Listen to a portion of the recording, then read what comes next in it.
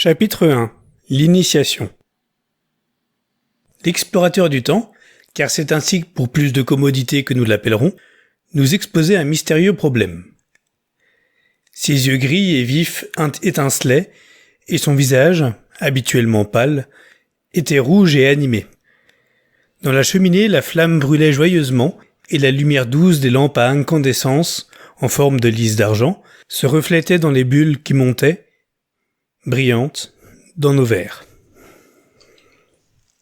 Nos fauteuils, dessinés d'après ces modèles, nous embrassaient et nous caressaient au lieu de se soumettre à regret à l'océan. Il régnait cette voluptueuse atmosphère d'après-dîner, où les pensées vagabondent gracieusement, libres des entraves de la précision. Et il nous expliqua la chose de cette façon, insistant sur certains points avec son index maigre, tandis que, renversés dans nos fauteuils, nous admirions son ardeur et son abondance d'idées pour soutenir ce que nous croyions alors un de ces nouveaux paradoxes. Suivez-moi bien. Il va me falloir discuter d'une ou deux idées qui sont universellement acceptées. Ainsi, par exemple, la géographie qu'on vous a enseignée dans vos classes est fondée sur un malentendu. Est-ce que ce n'est pas là entrer en matière avec une bien grosse question ? Demanda Philby, raisonneur à la chevelure rousse. Je n'ai pas l'intention de vous demander d'accepter quoi que ce soit sans argument raisonnable. Vous admettrez bientôt tout ce que je veux vous dire. Vous savez, n'est-ce pas, qu'une ligne mathématique, une ligne de dimension nulle, n'a pas d'existence réelle. On vous a enseigné cela. De même pour un plan mathématique. Ces choses sont de simples abstractions. Parfait, dit le psychologue. De même, un cube, n'ayant que longueur, largeur et épaisseur, peut-il avoir une existence réelle ? Ici j'objecte, dit Philby. Certes, un corps solide existe. Toute chose réelle. C'est ce que croient la plupart des gens. Mais attendez un peu. Est-ce qu'il peut exister un cube instantané ? Je n'y suis pas, dit Philby. Est-ce qu'un cube peut avoir une existence réelle sans durer pendant un espace de temps quelconque ? Philby devint pensif. Manifestement, continua l'explorateur du temps, tout corps réel doit s'étendre dans les 4 directions. Il doit avoir une longueur, une largeur, une épaisseur et durer. Mais, par une infirmité naturelle de la chair, je vous expliquerai dans un moment, nous inclinons à négliger ce fait. Il y a en réalité 4 dimensions. 3 que nous appelons les 3 plans de l'espace, et une 4e, le temps.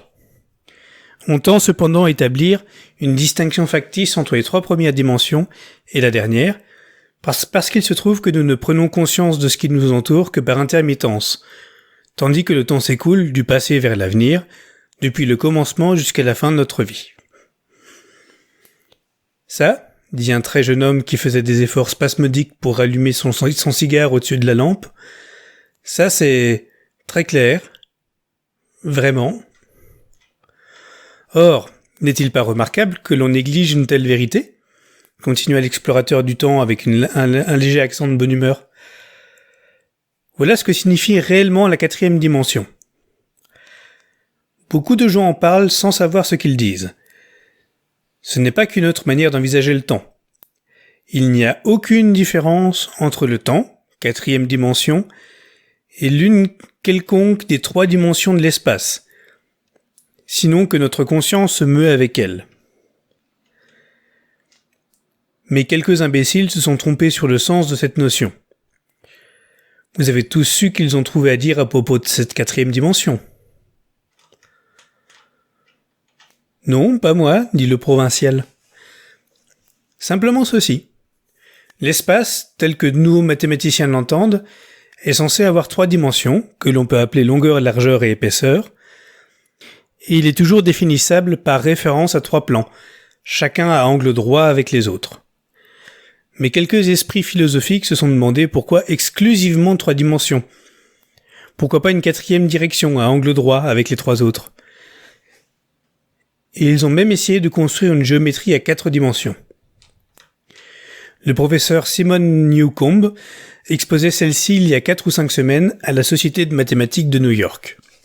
Vous savez comment sur une surface plane qui n'a que 2 dimensions, on peut représenter la figure d'un solide à 3 dimensions.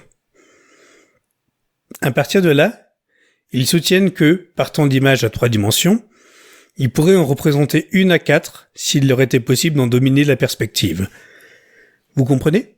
Je pense, oui, murmura le provincial, et, fronçant les sourcils, il se perdit dans des réflexions secrètes, ses lèvres s'agitant comme celles de quelqu'un qui répète des versets magiques. « Oui, je crois que j'y suis maintenant, » dit-il au bout d'un moment, et sa figure s'éclaira en un instant.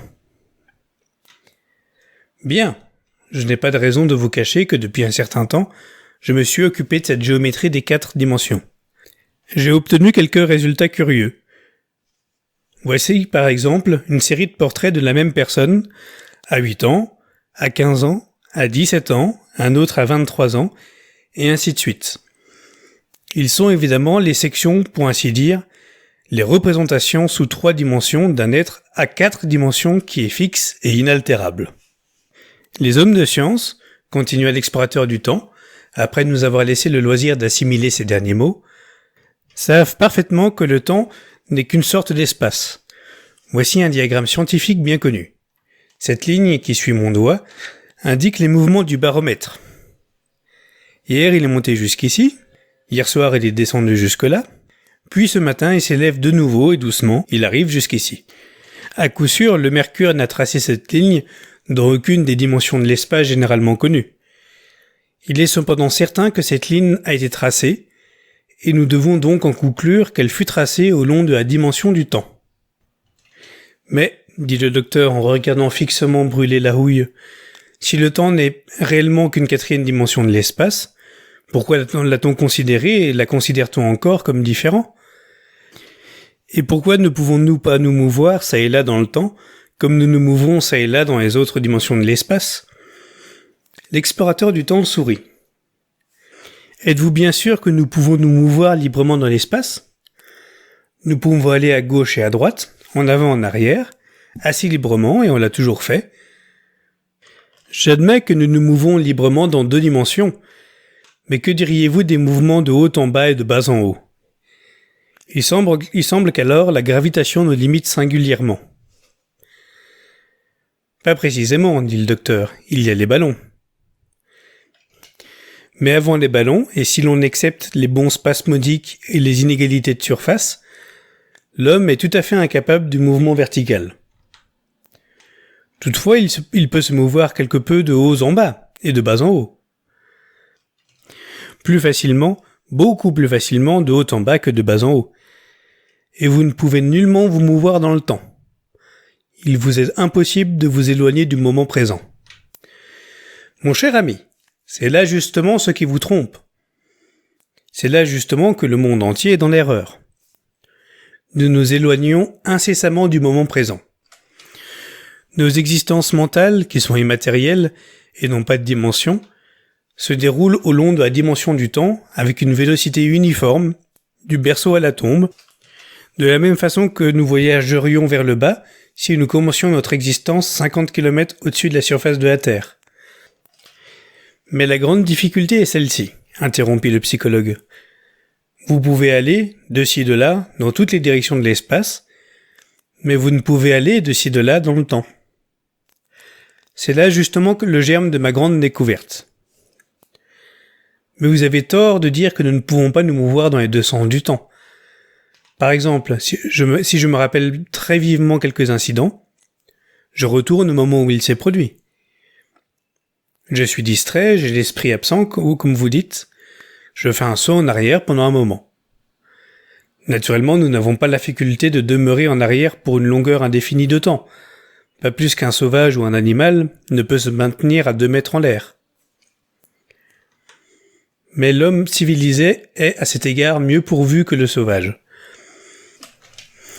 Il peut s'élever dans un ballon en dépit de la gravitation, et pourquoi ne pourrait-il espérer que finalement, il lui sera permis d'arrêter ou d'accélérer son impulsion au long du temps, de la dimension du temps, ou même de se retourner et de voyager dans l'autre sens. Oh, ça par exemple, commença Philby, c'est... Pourquoi pas ? Demanda l'explorateur du temps. C'est contre la raison, acheva Philby. Quelle raison ? Dit l'explorateur du temps. Vous pouvez par toutes sortes d'arguments démontrer que le blanc est noir et le noir est blanc, dit Philby. Mais vous ne me convaincrez jamais. Peut-être bien, dit l'explorateur du temps. Mais vous commencez maintenant à voir quel fut l'objet de mes investigations dans la géométrie des 4 dimensions. Il y a longtemps, j'avais une vague idée d'une machine. Pour voyager à travers le temps, s'exclama le très jeune homme, qui voyagera indéfiniment dans toutes les directions de l'espace et du temps, au gré de celui qui la dirige. Philby se contenta de rire. Mais j'en ai de la vérification expérimentale, dit l'explorateur du temps. Voilà qui serait fameusement commode pour un historien, suggéra le psychologue. On pourrait retourner en arrière et vérifier par exemple les récits qu'on nous donne de la bataille de Hastings. Ne pensez-vous pas que vous attireriez l'attention, dit le médecin. Nos ancêtres ne toléraient guère l'anachronisme.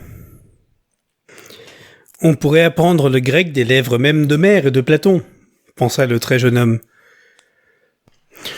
Dans ce cas, il vous ferait coller certainement à votre premier examen. Les savants allemands ont tellement perfectionné le grec. C'est là qu'est l'avenir, dit le très jeune homme. Pensez donc. On pourrait placer tout son argent, le laisser s'accumuler à intérêts composés, et se lancer en avant. À la découverte d'une société édifiée sur la base strictement communiste, dis-je. De toutes les théories extravagantes ou fantaisistes, commença le psychologue. Oui, c'est ce qui me semblait. Aussi, je n'en ai pas parlé jusqu'à...